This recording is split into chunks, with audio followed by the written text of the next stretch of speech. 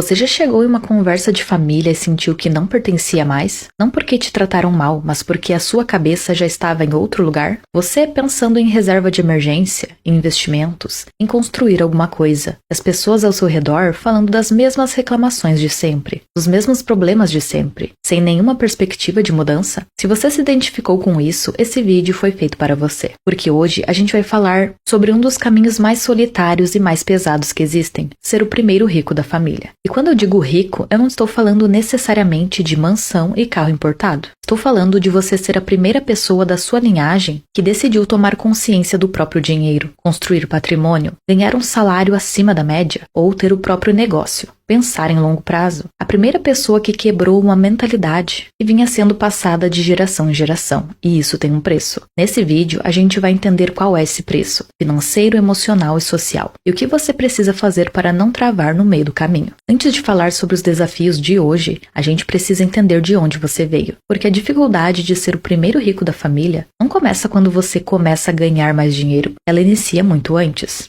Na infância, nas frases que você ouviu em casa, nas histórias que a sua família te contou sobre o que é possível para pessoas como vocês. Mentalidade de escassez não é só não ter dinheiro, ela é uma visão de mundo. É a crença de que os recursos são limitados, de que quem tem mais necessariamente tirou de alguém, de que você não nasceu para certas coisas. Você provavelmente já ouviu alguma versão dessas frases. Dinheiro não traz felicidade. Rico só pode ser ladrão. A gente não é de família de dinheiro. Não fica com muita ambição não, menino. Essas frases parecem inofensivas quando você as ouve aos 7 anos de idade, mas elas vão se instalando no subconsciente, como verdades absolutas. E quando você cresce e começa a tentar mudar de vida, elas aparecem como autossabotagem, como culpa, como a sensação constante de que você está indo longe demais, de que não é o seu lugar. E o mais difícil disso tudo, essas crenças foram passadas por pessoas que te amam. Não foi maldade. Foi o que elas aprenderam, foi o que os pais delas aprenderam antes. A mentalidade de escassez é uma herança, e como toda herança, ela vem junto com o amor de família. Por isso, reprogramar essas crenças não é simples. Você não está só mudando a forma de pensar, você está questionando algo que veio das pessoas que mais importam para você.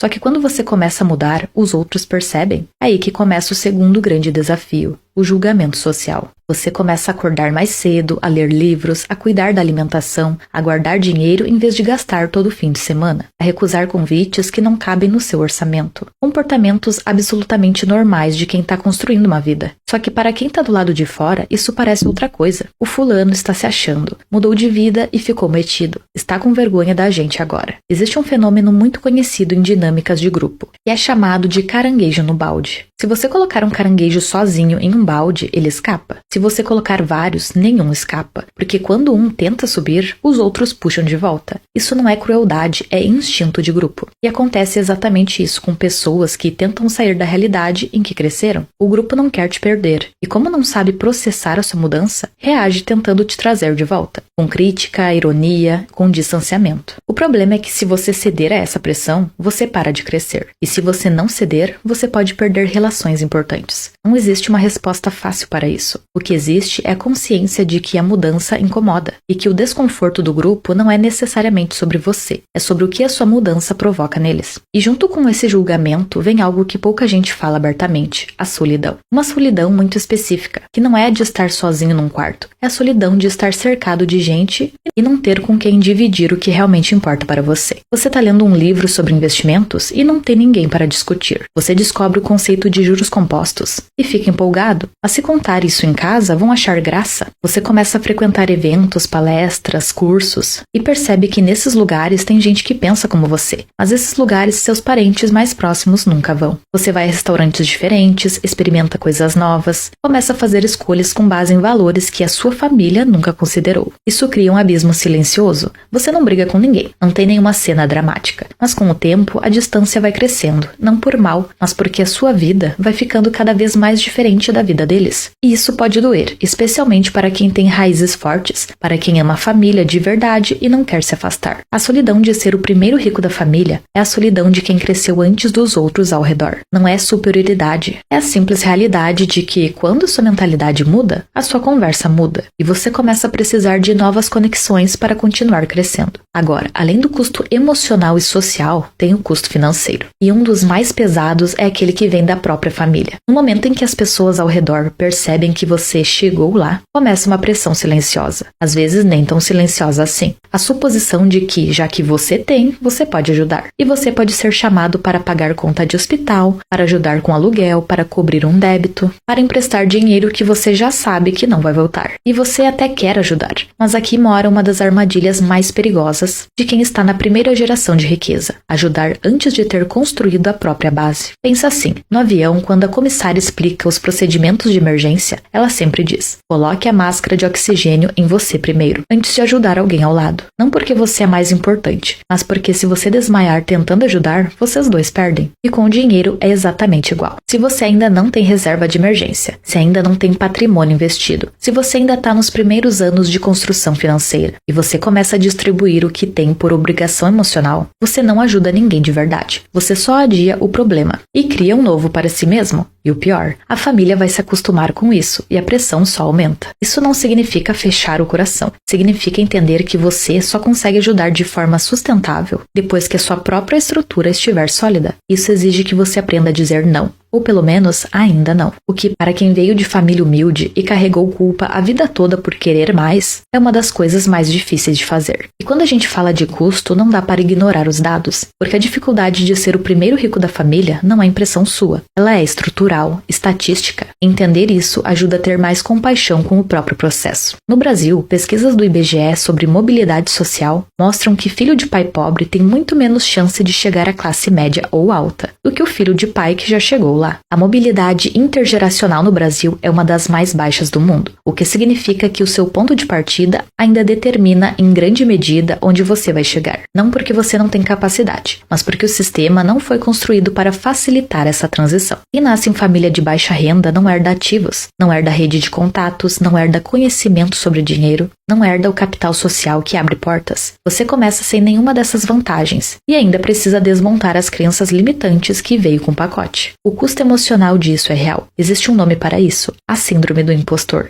É aquela sensação de que você não merece estar onde está, de que a qualquer momento alguém vai descobrir que você é uma fraude, de que o que você construiu pode desaparecer da mesma forma que veio. Essa síndrome é muito mais comum em pessoas de primeira geração, justamente porque elas não têm referência de que é possível. Não cresceram vendo ninguém da família fazer o que estão fazendo. Então o sucesso sempre parece provisório, sempre frágil. Tem também o custo financeiro estrutural que pouca gente nomeia. Você não tem um colchão. Quem nasceu em família de classe média ou alta, quando passa por uma crise, tem para onde cair. Pode voltar para a casa dos pais, pedir empréstimo sem juros para a família, pode contar com uma herança, se as coisas ficarem muito difíceis. E você não tem isso. Se você cair, você cai sozinho. E essa ausência de rede de proteção familiar obriga quem é de primeira geração a ser muito mais cuidadoso, muito mais planejado, muito menos tolerante ao risco desnecessário. E por falar em planejamento, esse é exatamente o próximo nó. Porque mesmo quem consegue escapar das armadilhas emocionais e sociais, ainda esbarra num obstáculo muito prático: a falta de educação financeira. Quem nasce em família rica, aprende sobre dinheiro em casa. Não necessariamente de forma formal, mas aprende. Aprende que existe diferença entre ativo e passivo, aprende que dívida de consumo é diferente de dívida de alavancagem, aprende que o dinheiro precisa trabalhar e não ficar parado. Aprende pelo exemplo e você não teve esse exemplo. Você teve que aprender sozinho, geralmente tarde. Geralmente depois de já ter cometido os erros que o conhecimento teria evitado. E os erros clássicos de quem está na primeira geração são muito específicos. O primeiro é gastar para parecer rico, antes de ser rico. Você começa a ganhar mais e a primeira reação é querer mostrar isso. O carro, a roupa, a viagem. Não porque você é fútil, mas porque durante anos a ausência dessas coisas era sinal de fracasso. E agora ter parece a prova de que você chegou. O problema é que essa lógica consome exatamente o capital que deveria estar sendo investido. O segundo erro é confundir o salário alto com riqueza. Renda alta e patrimônio são coisas completamente diferentes. Você pode ganhar muito e não ter nada.